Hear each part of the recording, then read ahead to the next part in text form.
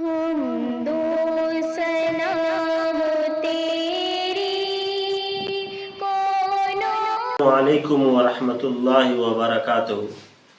حمد و ثنا ہے اس پاک پروردگار کے لیے جس کے قبضۂ قدرت میں ہماری اور آپ سب کی جان ہے۔ صدقہ ایک اللہ کے طرف سے ہم مسلمانوں کے لیے ایک اتنا بڑا تحفہ ہے کہ جس صدقے کے ذریعے سے انسان کی بڑی مصیبت ٹل جاتی ہے۔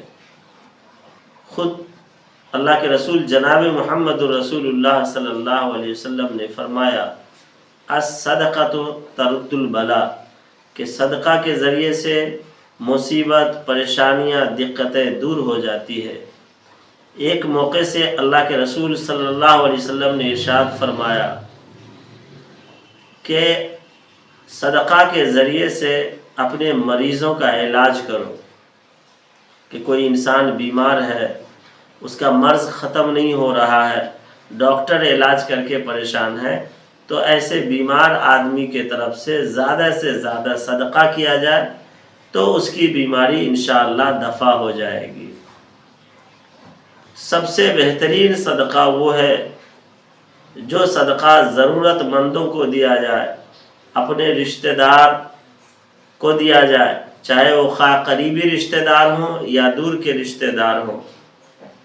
اپنے پڑوسیوں کو صدقہ دیا جائے جو پریشان حال ہے، جو ضرورت مند ہے، ان کو تلاش کر کے دیا جائے، اور اللہ کے راہ میں خرچ کرنے میں ذرہ برابر بھی فروگزاشت نہیں کرنی چاہیے، دل کھول کر کے اللہ کے راہ میں خرچ کرنی چاہیے۔ اللہ کے رسول جناب محمد الرسول اللہ صلی اللہ علیہ وسلم نے فرمایا سب سے بڑا سخی اللہ تبارک و تعالی ہے، اس کے بعد جو سب سے بڑا سخی ہے اللہ کے بعد وہ خود میں ہوں، یعنی جناب محمد الرسول اللہ صلی اللہ علیہ وسلم نے فرمایا خود میں ہوں۔ غزوہ حنین کے موقع سے جب غنیمت کے مال کو تقسیم کیا جا رہا تھا تو غنیمت کے مال جمع تھے، اللہ کے رسول صلی اللہ علیہ وسلم سارے صحابہ کرام کو تقسیم کر رہے تھے، درا حالے کہ یہ مال غنیمت بہت زیادہ تھا اور سارے کے سارے تقسیم ہو گئے۔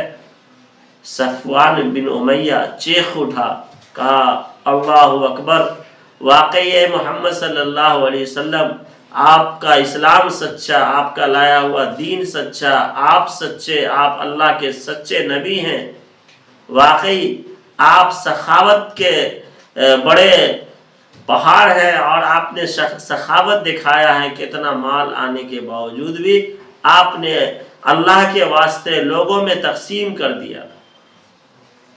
تو سخی شخص بھی اللہ تبارک و تعالیٰ کو بہت پسندیدہ ہے۔ جو انسان سخاوت کرتا ہے، اللہ کے راستے میں خرچ کرتا ہے، ضرورت مندوں کو دیتا ہے، تو اللہ تبارک و تعالیٰ ایسے شخص سے بڑی محبت کرتا ہے۔ ایک مرتبہ ایک عابد کی ملاقات ایک شیطان سے ہوئی۔ عابد نے شیطان سے پوچھا تمہارا سب سے بڑا دوست کون ہے؟ شیطان نے کہا کہ میری دوستی، میری یاری جو ہے 3 آدمی سے ہے۔ سب سے پہلا وہ آدمی جو شرابی ہو، شرابی آدمی سے میری اچھی دوستی ہوتی ہے۔ پھر دوسرا وہ آدمی جو ہے جو غصہ کرنے والا ہو، وہ آدمی میرا دوست ہوتا ہے۔ پھر فرمایا کہ وہ آدمی جو بخیل ہو، اس آدمی سے بھی میری بڑی اچھی دوستی ہوتی ہے۔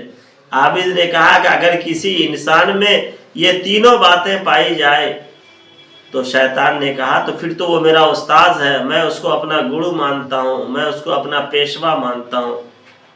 تو انسان کو بخالت سے بچنا چاہیے۔ اللہ تبارک و تعالیٰ سخی ہے، سخاوت کو پسند کرتا ہے۔ جو انسان بھی سخی ہوتا ہے اسے اللہ بہت محبوب رکھتا ہے۔ سخی انسان اللہ کی نگاہ میں سب سے زیادہ محبوب ہوتا ہے، اور بخیل انسان اللہ کی نگاہ میں سب سے زیادہ مبغوض ہے۔ اسلام کی خوبصورتی دو چیزوں میں ہے، یعنی اسلام کا حسن دو چیزوں سے ظاہر ہوتا ہے، ایک حیا کے ذریعے سے اور دوسری سخاوت کے ذریعے سے۔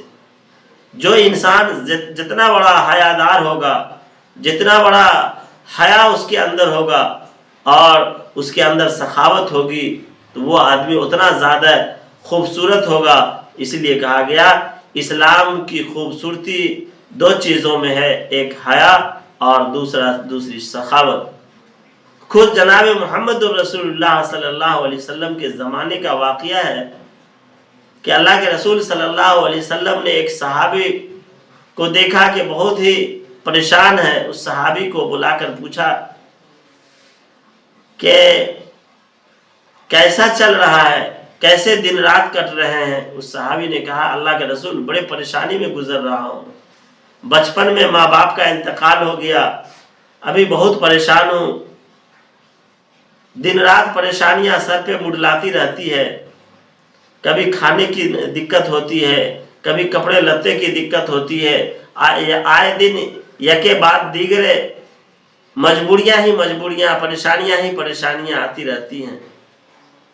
اللہ کے رسول اس صحابی سے بات کر ہی رہے تھے کہ حضرت جبرائیل علیہ السلام تشریف لائے اور کہا کہ اللہ کے رسول یہ شخص کی عمر کل ظہر تک ہی ہے، یہ شخص کل ظہر تک ہی زندہ رہے گا، اس کی عمر ختم ہو رہی ہے، کل ظہر تک اس کی زندگی ہے، ظہر کے بعد اس کی زندگی ختم ہو جائے گی۔ اللہ کے رسول صلی اللہ علیہ وسلم کو جب جبرائیل علیہ السلام نے یہ بات بتائی تو اللہ کے رسول نے اس شخص سے پوچھا کہ بتاؤ تیری کیا خواہش ہے، تم کیا چاہتے ہو کہ تمہاری ضرورت پوری ہو جائے؟ اس صحابی نے کہا کہ اللہ کے رسول میری بس دو ہی خواہش ہے، ایک یہ ہے کہ مجھے میٹھا کھانے کی خواہش ہے کہ میں میٹھا کھا لوں، اور دوسری خواہش ہے کہ میری شادی ہو جائے تاکہ میں خوشگوار زندگی گزار سکوں، پھر محنت کروں گا اور کماؤں گا کھاؤں گا۔ اللہ کے رسول صلی اللہ علیہ وسلم نے حضرت ابو بکر، حضرت عمر رضی اللہ تعالیٰ عنہ کو بلایا اور بھی صحابہ کرام کو، اور کہا کہ اس شخص کے لیے جو ہے نکاح کا انتظام کیا جائے، اس کی شادی کرائی جائے۔ اس صحابی سے پوچھا گیا کہ آپ کو کوئی لڑکی پسند ہے؟ اس نے کہا میرے چچا کی لڑکی مجھے پسند ہے، لیکن وہ مجھے اپنی بیٹی دینا نہیں چاہتے۔